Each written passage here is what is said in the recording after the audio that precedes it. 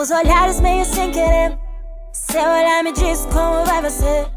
Sabia que nunca mais ia te ver. Me faltou coragem de ir até você. Nem parece que já faz quase um ano. E a gente se olha feito dois. Eu sempre cantei. Hobby, sempre amava cantar. Eu cresci ouvindo muita música e cantando muito, aprendendo, escutando e tal. Profissionalmente tive aulas, quis do nada começar aulas depois da pandemia. Foi na época que falei, vai todo mundo morrer, né? Melhor eu fazer uma coisa que eu gosto. Desde a minha primeira escola, eu já tive contato com a música, porque tinha, felizmente, aula de música, que era no Promove. A gente tinha musicalização, a gente tinha ali contato com instrumentos, eu aprendi até a tocar flauta doce. E ali eu comecei a cantar em apresentações escolares. E todo o colégio que eu fui depois disso, eu fui para o São Mateus, eu também cantava nas apresentações escolares, e também participava de tudo que envolvia arte, teatro, inclusive aqui no Centro Cultural, né, no Promove aqui, que era o local mesmo que a gente se apresentava, né. No ensino médio não teve essa coisa da música, realmente foi algo que, pré-vestibular, né, aquela coisa, eu realmente deixei a música muito de lado, então no ensino médio não foi algo que foi muito explorado, sabe? Entrei na faculdade, né, na Unimontes, Direito, e sempre olhava para a música como um hobby mesmo, para mim era assim, gosto, e vou sempre consumir, gravava uns vídeos ali, postava e tal, mas nada como essa ideia de, vou viver disso. Achava que era uma fantasia, uma grande loucura. Deu a pandemia, foi quando eu comecei a pensar, acho que eu tenho que começar a fazer alguma coisa sobre isso que eu gosto, né? Sobre a música, sobre cantar. E aí eu comecei a vislumbrar uma possibilidade de gente de si, né? Eu entrasse nessa de música, começasse a trabalhar com isso de alguma forma, e para mim o The Voice era uma possibilidade, aprimorar e tal. Entrei na aula de técnica vocal com a professora Lauren Coelho, daqui de Montes Claros também, e foi por conta dela que eu comecei a trabalhar, porque por conta de um vídeo que ela postou, meu, nas redes sociais, o dono de uma agência de músicas aqui em Montes Claros, né, que presta serviço para casamentos e shows, faz shows, né, e tal, me chamou, falou assim, cara, gostei muito da sua voz por esse vídeo aqui que eu vi e quero trabalhar com você, vamos embora para a agência, pra eu te oferecer como voz da minha agência. E desde então, nunca mais parei. A questão do The Voice, para mim, é muito importante, não só porque foi a forma que o Brasil pôde me conhecer, mas porque o The Voice foi o motivo pelo qual eu comecei, de fato, a olhar para a música como uma possibilidade. Porque para mim era o meio que eu ia alcançar isso. Então, tudo partiu do The Voice. Porque, assim, minha vida inteira eu sempre amei a música, sempre fui aquela pessoa que participava de tudo que envolvia arte, não só a música, né, mas a música sempre me embalou, assim, na vida inteira. Eu sempre fui a pessoa que escutava música diariamente para fazer absolutamente qualquer coisa. E aí eu tinha quase que como um sonho secreto, aquela coisa de, ia ser muito massa se eu fosse artista, sabe? Mas não é fácil assim. Minha família inteira é composta por pessoas com trabalhos, com profissões comuns, né? De concurso, enfim, entrou na faculdade, CLT. Então, para mim, era muito difícil eu conseguir materializar na minha cabeça a possibilidade de isso dar certo. Eu até olhava pro The Voice, assistia o The Voice e falava, gente, que pessoal doido, assim. Pra mim, eu sempre achei de muita coragem, porque você fica numa vulnerabilidade extrema lá. Se você faz alguma coisa feia, vai aparecer, é isso, entendeu? Então eu achava que loucura, eu assistia, e eu lembro que eu assistia o The Voice e, assim, meu coração acelerava, era um negócio assim, meu Deus, que coisa doida o que esse programa causa em mim. Mas eu sempre falava, não queria, porque, primeiro que eu não sou boa o suficiente, segundo que, medo, eu acho que eu não conseguiria nem ficar em pé lá, minha perna ia tremer, eu ia cair.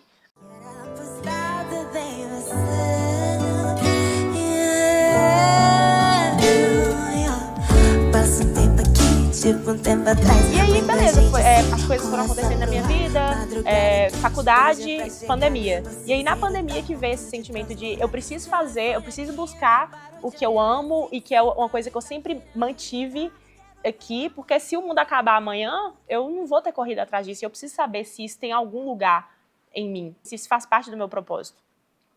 Que eu acredito muito nisso. Eu falei, vou estudar, e comecei a olhar pro The Voice como uma possibilidade. Diferentemente de lá atrás, eu comecei a falar, cara, eu acho que eu tenho coragem sim, se eu estudar, então vou embora estudar. E aí, entrei nessa aula de técnica vocal e as coisas realmente foram acontecendo quase que de um dia para o outro. E eu coloco isso muito, assim, nas mãos de Deus, que foi realmente uma coisa muito espiritual e divina, assim, porque foi muito do dia para o outro, sabe? Essa coragem me veio do nada, coisa que eu não tinha antes.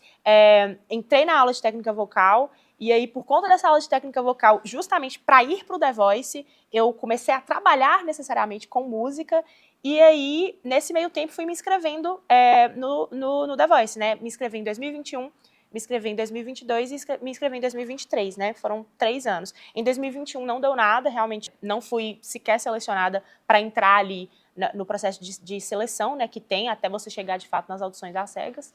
E beleza, continuei. 2022 me inscrevi e aí deu certo. Recebi um e-mail, você passou para a próxima fase e aí fui para essa seletiva. Fui passando até que deu tudo certo. Então, você vem para o Rio de Janeiro mesmo, já para gravar as audições às cegas. Fui em 2022, só que não deu certo, porque acabaram as vagas.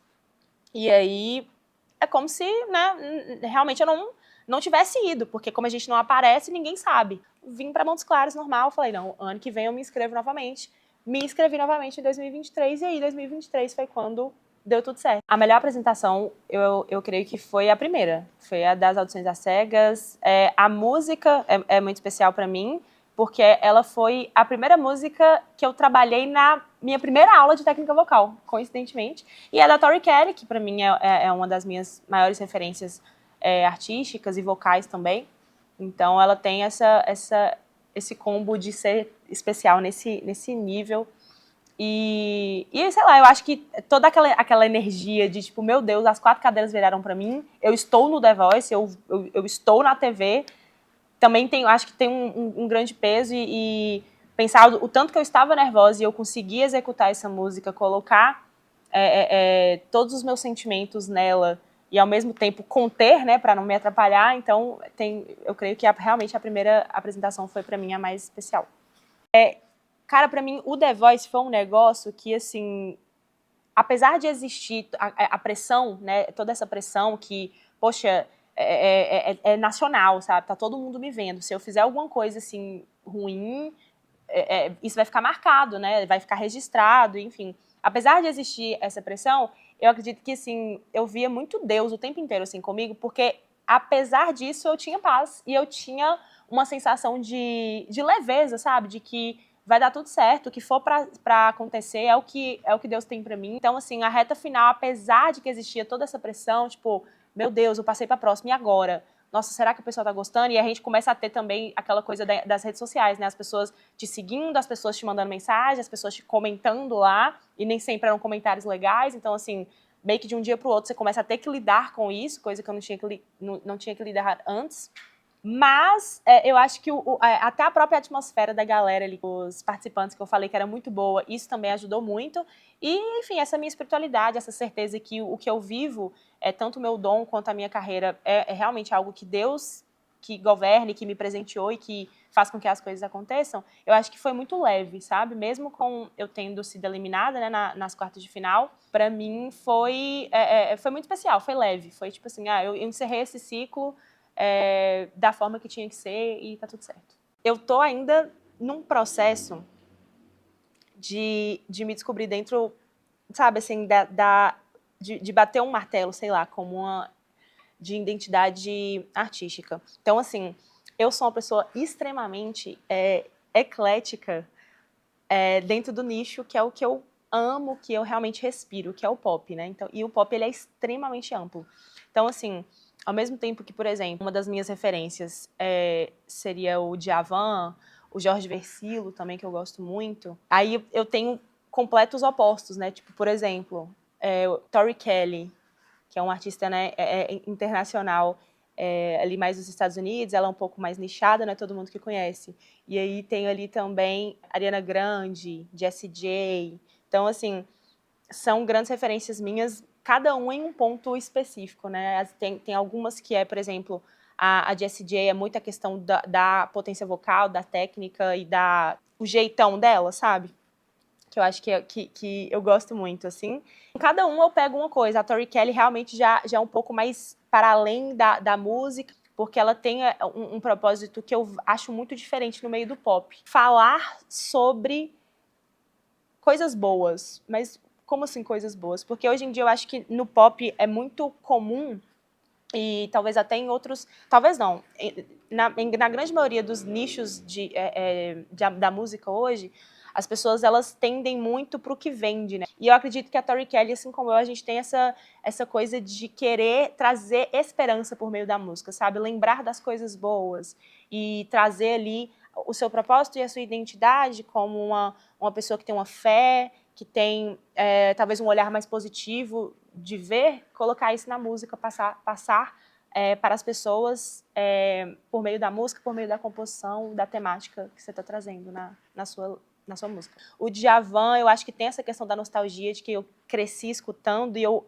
amo o som dele e as composições, com certeza, porque ele tem esse quê poético, essa coisa de escrever um amor de uma forma muito única, porque é a forma que ele sente. Então, eu acho que eu tenho essas referências, assim, um pouquinho em cada caixinha. Pô, eu não consigo não falar a minha mãe, não tem como. Eu acho que eu sou essa mulher, assim, de personalidade, essa coisa mais da extrovertida e de me posicionar muito por conta da minha mãe, que minha mãe, ela tem essa personalidade de ser forte, não passar batida, assim, nos ambientes. Então, eu tenho um pouco disso. O nosso gosto, as coisas que a gente consome, que nos influencia de alguma forma, é algo meio assim, de por que isso me agrada, de onde vem isso. Eu já me questionei algumas vezes, né? Eu acho que como artista a gente tem muito essa coisa de se cavar para procurar o porquê e talvez mergulhar nisso e potencializar isso, justamente por ser você, né? Por ser quem você é. Mas eu realmente, até hoje eu não encontrei uma resposta exatamente do quê. Você prefere cantar ou compor? Cantar. Compor é muito difícil. Não que cantar seja fácil, não é.